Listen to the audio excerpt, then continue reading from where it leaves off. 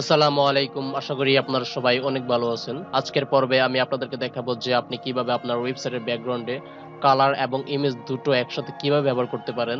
ঠিক এইরকম। তো আমি এখানে একটি ইমেজ এবং দুটি কালার ব্যবহার করেছি। তো আমি আপনাদেরকে এই ব্রাউজারের ভিতরে ঠিক এইরকম করে দেখাবো। তো এরকম করার জন্য আমি প্রথমে চলে আসি নোটপ্যাডে। নোটপ্যাডে আসার পর আপনি ঠিক এই যে এখানে আপনাকে লিখতে হবে বডি। কেন বডি লিখতে হবে? যেহেতু আমাদের ইমেজ এবং কালার ব্যাকগ্রাউন্ডে সেট করতে হবে এবং ব্যাকগ্রাউন্ডটি বডি, সেহেতু আমাদের এখানে প্রথমেই লিখতে হবে বডি। তো আপনিও লিখে দিবেন বডি, BODY বডি। বডি লেখার পর আপনি এখানে সেকেন্ড ব্র্যাকেট দিবেন। সেকেন্ড ব্র্যাকেট দেওয়ার পর আপনাকে এখানে লিখতে হবে ব্যাকগ্রাউন্ড। তো আপনি এখানে ব্যাকগ্রাউন্ড লিখবেন BACK BACK ব্যাকগ্রাউন্ড লেখার পর আপনি এখানে স্টু দিবেন। স্টু দেওয়ার পর আপনি এখানে লিখবেন, যেহেতু ইমেজ আনার জন্য আপনারা জানেন যে ইউআরএল ব্যবহার করা হয়, সেহেতু আপনি এখানে লিখবেন ইউআরএল লেখার পর আপনি এখানে ফার্স্ট ব্র্যাকেট দিয়ে দিবেন। ফার্স্ট ব্র্যাকেট দেওয়ার পর আপনারা জানেন যে ফার্স্ট ব্র্যাকেটের ভিতরে ইমেজের নেম দিতে হয়। তো আমি আমার কম্পিউটার থেকে একটা ইমেজ নিয়ে আসি। তো আমার এখানে একটা ইমেজ রয়েছে, আমি এখন এই ইমেজটার নেমটা কপি করে নিয়ে যাব। তো কপি করার পর আমি এখন এই ফার্স্ট ব্র্যাকেটের ভিতরে পেস্ট করে দিব। পেস্ট করে দেওয়ার পর এখন আমি সেভ করে দিব। সেভ করে দেওয়ার পর এখন যদি আমি ব্রাউজারে গিয়ে রিলোড দিই তাহলে দেখতে পাবেন যে আমাদের এখানে ইমেজ চলে আসছে। তো রিলোড দেওয়ার পর আপনারা দেখতে পাচ্ছেন যে আমাদের ব্যাকগ্রাউন্ড ইমেজটা চলে আসছে। তো এখানে ইমেজটা বারবার রিপিট হচ্ছে। তো আমি আপনাদেরকে গত পর্বে দেখিয়েছিলাম যে কিভাবে ইমেজের রিপিট বন্ধ করতে হয়। তো আমি এখন ইমেজের রিপিটটা বন্ধ করে দিই। ইমেজের রিপিট বন্ধ করার জন্য আপনাকে এখানে লিখতে হবে ব্যাকগ্রাউন্ড রিপিট, BACK ব্যাকগ্রাউন্ড, এই যে এখানে দেওয়া আছে ব্যাকগ্রাউন্ড রিপিট। ব্যাকগ্রাউন্ড রিপিট লেখার পর আপনাকে এখানে দিতে হবে নো রিপিট, নো রিপিট, এই যে এখানে দেওয়া আছে নো রিপিট। নো রিপিট দেওয়ার পর আপনি একটা ক্লোন দিয়ে দিবেন। ক্লোন দেওয়ার পর এখন আপনি এটাকে সেভ করে দিবেন। সেভ করে দেওয়ার পর এখন যদি আপনি ব্রাউজারে গিয়ে রিলোড দেন তাহলে আপনি দেখবেন যে আপনার ব্রাউজারের ইমেজটা রিপিট করবে না, একটা ইমেজ চলে আসবে শুধু। আমি রিলোড দেই। রিলোড দেওয়ার পর আপনারা দেখতে পাচ্ছেন যে আমাদের ইমেজটা এখন আর রিপিট করছে না, কারণ আমরা এখানে লিখে দিয়েছি যে ব্যাকগ্রাউন্ড রিপিট নো রিপিট, মানে ইমেজটা আর দ্বিতীয়বার রিপিট যেন না করে। তো আমাদের ইমেজটা এখন কভার করতে হবে, মানে ফুল ডিসপ্লে শো করতে হবে। তো ফুল ডিসপ্লে শো করার জন্য আপনাকে এখানে আরেকটা ভ্যালু লিখতে হবে, সেটা হচ্ছে যে background size, BACK background size, SIZ background size. তো ব্যাকগ্রাউন্ড সাইজ আপনি এখানে কভার দিয়ে দিবেন, COVER কভার। কভার দেওয়ার পর আপনি একটা সেমিকোলন দিয়ে দিবেন। সেমিকোলন দেওয়ার পর এখন আপনি এটাকে সেভ করে দিবেন। সেভ করে দেওয়ার পর এখন যদি আপনি ব্রাউজারে গিয়ে রিলোড দেন তাহলে আপনি দেখতে পাবেন যে এই ইমেজটা পুরো বডিতে শো হয়ে যাবে, মানে ফুল ডিসপ্লে হয়ে যাবে। তো আমি রিলোড দেই। রিলোড দেওয়ার পর আপনারা দেখতে পাচ্ছেন যে আমাদের ইমেজটা এখন ফুল ডিসপ্লেতে শো করছে, মানে ওয়েবসাইটে ফুল বডিটাকে কভার করতেছে ইমেজটা। তো আমরা এখানে একটা ইমেজ এবং দুটো কালার এনেছি। তো আমাদের এখানে ইমেজ আনার কাজ শেষ। এখন আমাদের কাজ হচ্ছে যে কালার আনা। তো কালার আনার জন্য আপনি এখানে এই যে ইউআরএল আগে আপনি এখানে লিখে দিবেন লিনিয়ার গ্রেডিয়েন্ট, LINEAR লিনিয়ার। তারপর আপনি এখানে লিখবেন গ্রেডিয়েন্ট, GRADIENT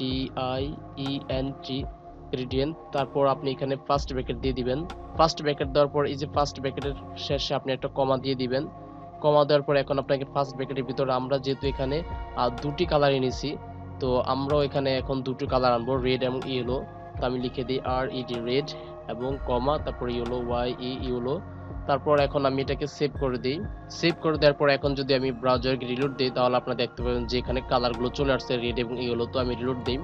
রিলোড দেওয়ার পর আপনারা দেখতে পাচ্ছেন যে আমাদের রেড এবং ইয়েলো কালারগুলো চলে আসছে। তো আমার এখন রেডের এবং ইয়েলো কালারের হাইটটা বাড়িয়ে দিই।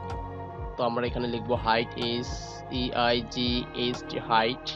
হাইট লেখার পর এখানে আমরা 300 পিক্সেল করে দিই, 300 পিক্সেল। তারপর সেমিকোলন, তারপর এটাকে সেভ করে দিবেন।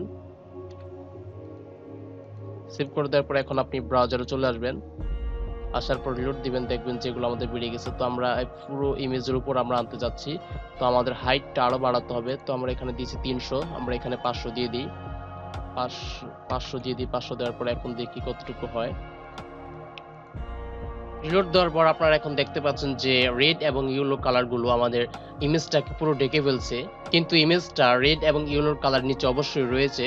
তো এখন আমাদের কাজ হলো এই রেড এবং ইয়েলো কালার ট্রান্সপারেন্ট কোডগুলো বের করতে হবে। তো এই ট্রান্সফার কোডগুলো বের করার জন্য আপনি আপনার মাউসের রাইট বাটনটি ক্লিক করবেন। রাইট বাটনটি ক্লিক করার পর আপনি যে দেখতে পাচ্ছেন ইন্সপেক্ট, এখানে ক্লিক করবেন। বাটন ক্লিক করার পর আপনি দেখতে পাবেন যে এরকম একটা ইন্টারফেস চলে আসবে এবং আপনার ওয়েবসাইটের CSS স্টাইলগুলো চলে আসবে এবং আপনি যে এখানে রেড এবং ইয়েলো কালার ব্যবহার করেছেন সেই রেড এবং ইয়েলো কালারগুলো চলে আসবে। তো এখানে আপনাকে প্রথমে যা করতে হবে যে রেডের উপর ক্লিক করবেন। রেডের উপর ক্লিক করার পর আপনি রেডের ট্রান্সপারেন্ট কোড বের করার জন্য আপনি এই যে এটাকে একটু কমিয়ে দেখবেন যে কেমন হয়। যদি আপনার এতটুকু পছন্দ হয় তাহলে আপনি এই কোডটাকে কপি করে নেবেন। যদি আপনি আরেকটু রেড দিতে চান তাহলে আরেকটু বাড়িয়ে দিবেন।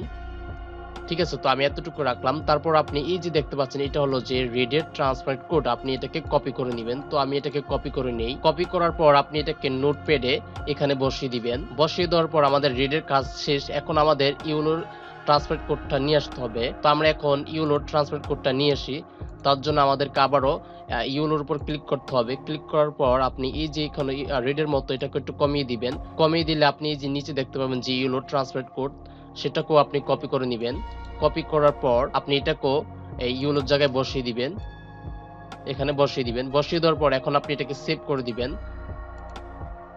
সেভ করার পর আপনি এখন ব্রাউজারে গিয়ে রিলোড দিবেন। রিলোড দেওয়ার পর আপনি দেখবেন যে আপনার ব্রাউজারে কালার এবং ইমেজ দুটোই একসাথে শো করছে। এই যে দেখতে পাচ্ছেন যে আমাদের এখানে ইমেজ এবং রেড এবং ইয়েলো কালার একসাথে শো করছে। তো আমরা এখন এখানে যতবার রিলোড দিই আমাদের এখানে কালারগুলো গাঢ় কালার হবে না, কারণ আমরা এখানে কালারের ট্রান্সপারেন্ট কোডগুলো ব্যবহার করেছি, যার জন্য আমাদের কালারগুলো হালকা হয়ে গেছে এবং এই হালকার জন্য আমাদের পিছনের ইমেজটা দেখা যাচ্ছে। তো আমি আশা করি যে আপনারা বুঝতে পেরেছেন যে আপনি আপনার ওয়েবসাইটের ব্যাকগ্রাউন্ডে কিভাবে একটি ইমেজ এবং কালার একই সাথে ব্যবহার করতে পারেন এবং আপনি চাইলে আপনি এখানে কালার হিসেবে অনেকগুলো কালার ব্যবহার করতে পারেন। তো বন্ধুরা, আজকে এতটুকুই এবং পরবর্তী ভিডিওতে আবার দেখা হবে। আসসালামু আলাইকুম।